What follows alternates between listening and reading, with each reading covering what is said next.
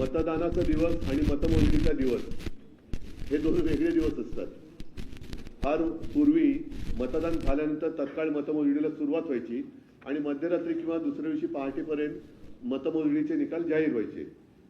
जोपर्यंत मतदान होत नाही तोपर्यंत मतपेट्या उघडल्या जात नाहीत. मग त्याच्यामध्ये पोस्टल सुद्धा आल्या.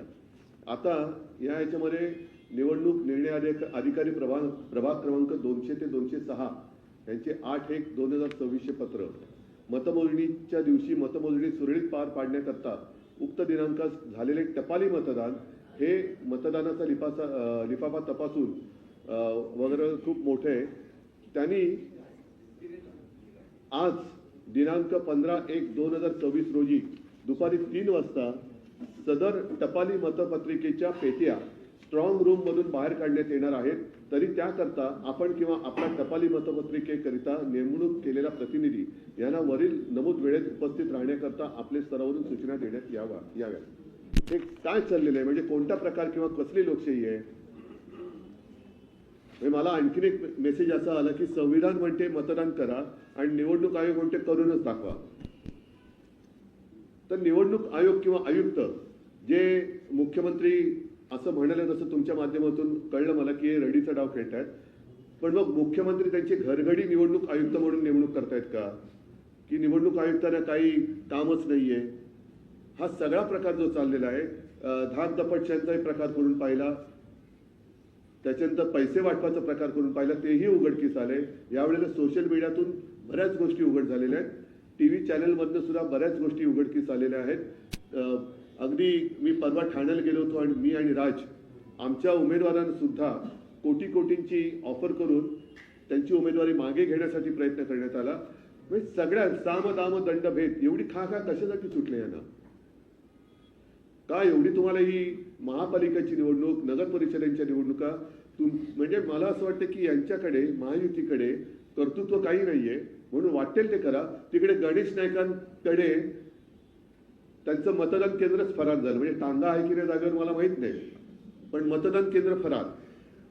त्यांच्या टांगा दुखल्या फिरून या मतदान केंद्रात गेले, इकडे नाही, त्या मतदान केंद्रात 4 तास लागले त्यांना. म्हणजे हे मंत्र्याची हालत आहे. टांगा दुखल्या, केंद्र फरार. टांगा पलटी नाही झालं, पण त्यांच्या खेट्या घालून टांगा दुखले.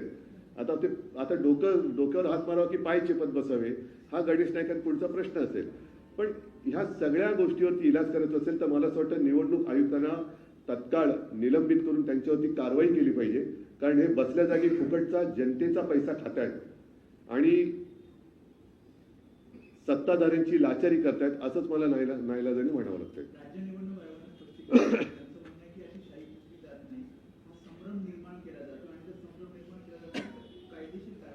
बरं, आता मी सांगितलं की ते काय त्याचं नाव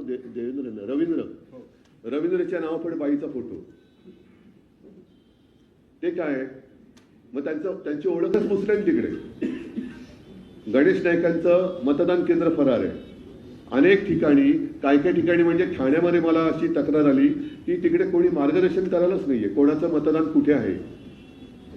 त्याच्यानंतर आता मी तुमचीच बातमी दाखवली ना की सरळ भाजपच्या उमेदवारांच्या नावाच्या पाट्या तिकडे केंद्रामध्ये. त्याच्यावरती काय उत्तर त्यांचं? सर्वच ठिकाणी सर्वात जास्त गोंधळ जो आहे याच निवडणुकीमध्ये सर्वात जास्त पाहायला मिळाला. काही ठिकाणी मतदारांची नावं मिळत नाहीयेत, काही ठिकाणी बूथ मिळत नाहीयेत. कुठं मतदान मागच्या वेळी जिथं मतदान केलं होतं त्याचं मतदान दुसरीकडे झालेलं आहे. हा गोंधळ सर्वात जास्त यावेळी जास्त पाहायला नाही. हा लोकशाहीचा खून करण्याचा प्रकार आहे. म्हणजे ह्यांना मोदींना जे 1 नेशन 1 इलेक्शन पाहिजे ते एवढ्याचसाठी पाहिजे की एका वेळेला सगळीकडे गोंधळ घालून काही वाटेल ते करा पण सत्ता काबीज करा. आणि तुम्ही जे म्हणालात ना की या निवडणुकीत ही चढती बाजरी आहे. लोकसभेच्या वेळेला कळलं, विधानसभेच्या वेळेला आणखीन कळलं, त्याच्यानंतर दुबार मतदारांचे आम्ही गठ्ठेच्या गठ्ठे हे त्यांना दिले. त्याच्यानंतरही आज देखील काही ठिकाणी दुबार नोंदणींची नावं आमच्या लक्षात येत आहेत. काही ठिकाणी या ओळख बदलांचा चाललेला आहे. काहींची मतदान केंद्र गायब आहेत. शाही पुसली जाते. म्हणजे ही शाही वोटावरची शाही नाही, लोकशाही पुसली जाते. शाहीच्या मुद्द्यावरती इलेक्शन कमिशननं असं म्हटलं की 2011-12 पासूनच असा निर्णय आला होता आणि जरी समजा 11-12 पासूनच हा निर्णय आला होता. काय शाही पुसायचा? असं खात्रीपूर्वक कसे सांगू शकतात ते? बरं, ज्या ठिकाणी दोन वेळा ज्यांचं नाव नोंदलं गेलेलं आहे तिथे ते हमीपत्र घेणार होते. अशी किती हमीपत्र त्यांनी आतापर्यंत घेतलेत? सर मुख्यमंत्री देवेंद्र फडणवीस असतील किंवा भाजपचे इतर नेते आणि शिंदेचे, शिवसेनेचे सुंदर शिंदेचे, शहासेना, हा बरं ते तर त्यांच्या सगळ्यांच्या नेत्यांचं असं म्हणणं की कालपासून तुम्ही दोघेही म्हणजे तुम्ही आणि राज ठाकरे हे दोघेही जो सूर लावताय तो पराभवाची मानसिकता दिसते, तुमचा पराभव होतोय. पराभव नाही, त्यांचं कुभांड जे आहे ते आम्ही फोडतोय. नाहीतर आम्ही एवढे ताठ मानेने त्यांच्यासमोर उभे राहिलोच नसतो. त्यांचा जो काही एकूण दरोडा घालण्याचा प्रयत्न आहे तो आम्ही वेळोवेळी लोकांसमोर आणतो आहोत. मग ते दुबार मतदार असेल, धाक दपटचे असेल, पैसे वाटताना त्यांचीच लोक पकडलेत, त्यांनी एकमेकाची लोक पकडलेत. पराभवाची कारणं तुम्ही तयार होताय असं त्यांचं त्यांच्या पराभवाची कारणं, कारण ते हारलेले आहेत. देवेंद्र फडणवीस आणि त्यांची सगळी चोर कंपनी आहे ती हारलेली आहे. हारलेल्या मानसिकतेमुळे त्यांना हे असले गैरप्रकार करावे लागतात. नाहीतर जा ना लोकांसमोर, जसे आम्ही जातो तसे. काही ठिकाणी एका सोसायटीची दुसऱ्या प्रभागाच्या मतदार यादीमध्ये नाव आहे, म्हणजे त्या उमेदवारांचे एकंदरीत नुकसान होत आहे असं एकंदरीत दिसतंय. नाही, ते कळलं. शेवटचं काय बोललं? ह्या यादीतले त्या यादीत 193 मतदार आहेत, त्यांचे 193 मध्ये नाव गेले तरी त्या 193च्या उमेदवारांचे एकत्रितच नुकसान. उमेदवारांचं भवितव्य नंतर, पहिलं मतदाराचा अधिकार. मी जे म्हटलं ना की संविधान म्हणते मतदान करा, निवडणूक आयोग म्हणते करूनच दाखवा, असा हा प्रकार आहे. म्हणजे हा संविधान विरोधी निवडणूक आयोग आहे. त्याच्यामुळे आयुक्तांवरती तर कारवाई झालीच पाहिजे. आणि त्यांचा संपूर्ण स्टाफ हा रोज काय करतो ह्याचा आता छडा लावावा लागेल. कारण हे बसल्या जागी पगार खात आहेत. त्यांच्या कार्यालयात आता राजकीय पक्षांचे प्रतिनिधी नाहीतर आम्हाला ठेवावे लागतील आणि तुमचा रोजचा लेखाजोखा हा जनतेपुढे आणावा लागेल. आज काय केलं? नुसते बसतायत, काय करतायत? एवढ्या वर्षानंतर सुद्धा, एवढे दिवस होऊन सुद्धा तुमच्याकडे साधी नोंदणी नाहीये मतदारांची. नाही, कोर्ट वगैरे सोडा, आजचं काय करायचं? कारण हा प्रश्न त्यांना काय माहितीये की पुढे काय कोर्टात गेले की 4-5 वर्ष चालू आहे आपलं. साहेब, राज्य निवडणूक आयोगावर कारवाई करायची का बीएमसी आयुक्तांवर? कारण की मुंबई ते मी पूर्ण आयोग म्हणतोय. जर याच्यात आयुक्तांची जबाबदारी असेल तर आयुक्तांवरती पण झाली पाहिजे. मुंबई जिल्ह्याचे ऑब्व्हियसली बीएमसी असेल ते जे आयोग असतील, आयुक्त असतील, त्या आयुक्तालयाची माणसं असतील, जे कोणी असतील, मग त्याच्यात महापालिका आयुक्त असतील तर त्यांच्यावर सुद्धा, निवडणूक आयुक्त असतील तर त्यांच्यावर सुद्धा या सगळ्यांवरती कारवाई झाली पाहिजे. कारण तुम्ही लोकशाही मागतात. शाही प्रकरणामध्ये महापालिकेचं असं म्हणणं आहे, हा जो संपूर्ण पीठ येतो मतदानाच्या प्रक्रिया लावण्याचा तो राज्य निवडणूक आयोगाकडून आलेला आहे. मग आता यांना उत्तर द्या ना तुम्ही, जे त्यांनी आता मला प्रश्न विचारला. म्हणतात की 150हून जास्त जागा आम्ही जिंकल्या. ते सोडा, आजचं पहिलं मतदानाचं बोला. तुम्ही आतापर्यंत अनेक निवडणुका पाहिलेल्या आहेत आणि तसे अनुभवलेले आहेत. पैसे तर वाटलेले आहेत, चांदीची नाणी पण वाटलेली हो, आहेत. एवढा आला कुठून पैसा? वॉशिंग मशीन वाढलेले आहेत. वॉशिंग मशीन समजू शकतो, ते भाजपचं आहेच.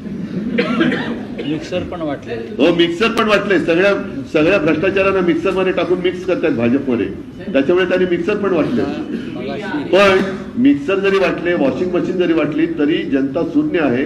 ते हे सगळे खडे आपल्या तांदळातले ते उचलून फेकल्याशिवाय राहणार नाही. तुम्ही या आधी निवडणूक आयोगाच्या विरोधात मोर्चा काढला होता, तुम्ही भेट घेतली, पण आता ज्या पद्धतीनं चित्र दिसत आहे, खरंच निवडणूक आयोग झोपले असं वाटतं?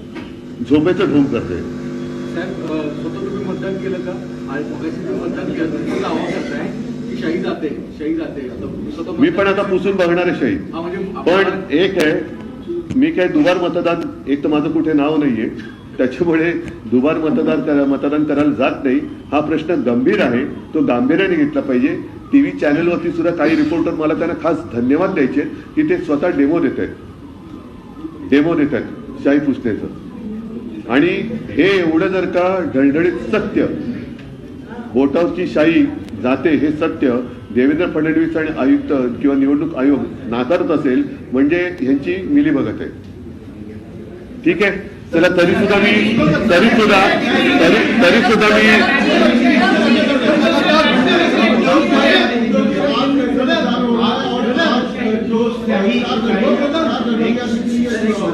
आपने कार्रवाई करने की मांग की है, क्या क्या गड़बड़ी हुई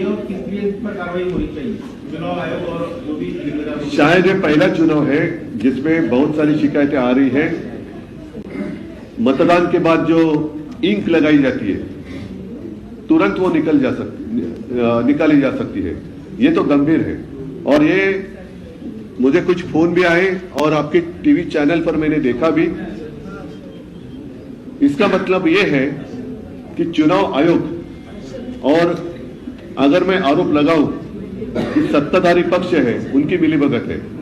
बहुत सारे मतदाता ऐसे हैं कि उनका नाम उनको ढूंढना पड़ रहा है किस मतदार यादी में है। और स्वयं गणेश नाइक जिन्होंने कहा था कि टांगा पलटी घोड़ा फरार का है, तो उनका मतदान केंद्र ही फरार हुआ है। तो ये बहुत सारी गड़बड़ी इस बार दिखाई दे रही है। और अभी मैंने एक लेटर प्राप्त हुआ है। शाही हाँ, जाते हैं। ये देखो, सॅनिटायझर वापरून ये बांद्रा में हुआ है। अभी आपको ये इतना दिखाई नहीं देगा, लेकिन वो क्या सैनिटाइजर, नेल पॉलिश रिमूवर, तो चुनाव आयोग ने क्या एजेंसी ली है सैनिटाइजर और नेल पॉलिश रिमूवर की? तो ये तो सीधा लोकशाही की हत्या हो रही है। और दूसरी बात, वो जो लेटर है पोस्टल वोट, उसकी पेटी भी आज खोलने जा रहे हैं।